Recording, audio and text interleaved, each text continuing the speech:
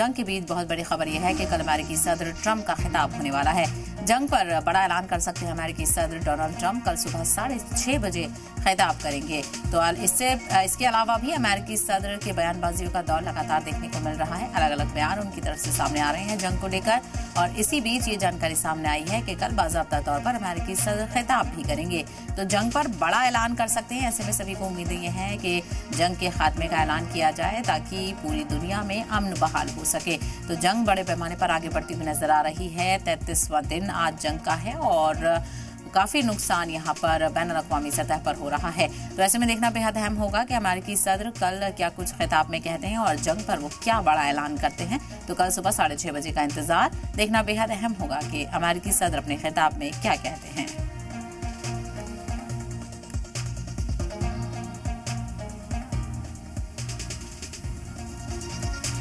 अगली बड़ी खबर भी जंग के हवाले से। ईरान जंग पर ट्रंप का बड़ा बयान सामने आया है। एक और बड़ा बयान, 2 से 3 हफ्ते में जंग खत्म होगी, हम जल्द वहां से निकल जाएंगे, हमें जल्द ईरान छोड़ना है। तो अमेरिकी सदर के बयान लगातार बदलते हुए नजर आ रहे हैं। कभी वो कह रहे हैं कि जंग जीत गए हैं और कभी वो कह रहे हैं कि 2 से 3 हफ्तों में जंग खत्म हो जाएगी, हम जल्द वहां से निकल जाएंगे और हमें जल्द ईरान छोड़ना है। तो इन बयानों के पीछे क्या मकसद है और क्या कुछ स्ट्रैटेजी अमेरिका की है, इसको लेकर कयासराइयां लगाई जा रही हैं। लेकिन फिलहाल देखना बेहद अहम होगा कल के खिताब में वो क्या कहते हैं और 2 से 3 हफ्तों में जंग को लेकर क्या चीजें निकलकर सामने आती हैं, इस पर भी नजर रहेगी। Excuse me? Pardon me for interrupting.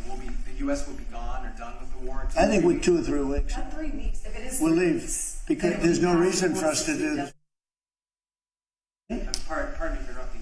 The U.S. will be gone or done with the war in 2 I think with 2 or 3 weeks. Not 3 weeks. If it is We'll 3 leave weeks, because there's no reason for us to do this. Look,